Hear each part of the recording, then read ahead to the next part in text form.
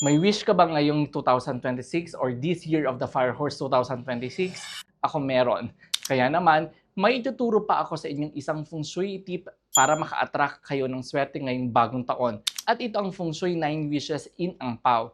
Ito ang magiging susi or simbolismo sa buhay mo na ang wish mo ay matutupad this 2026. Halimbawa, ang wish ko ngayong 2026 ay makapagbigay pa sa inyo ng magandang service.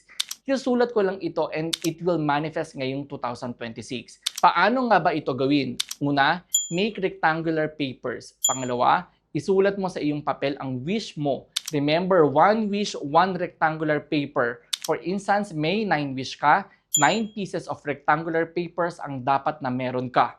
Pangatlo, ilagay naman ito sa loob ng isang red ang pau. One wish, one ang pau. Pang-apat, isabit ito sa likod ng main door ninyo to harvest the manifestation energy this 2026. One option is lagyan mo ito ng deep blue ribbon to secure a balanced energy since deep blue ang 2026 feng shui lucky color. Ganun lang kadali. Kung 9 wishes ang meron ka, idikit ang 9 wishes sa likod ng main door. Do this sa morning ng January 1, 2026 or February 17, 2026.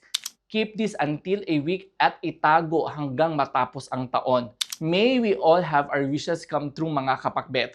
Patingin naman kami if nagawa mo na. Sana ay may natutunan kayong bago mula sa amin.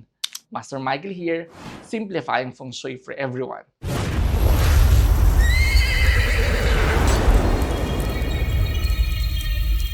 Michael de Mesa, Feng Shui Extravaganza, Year of the Fire Horse 2026.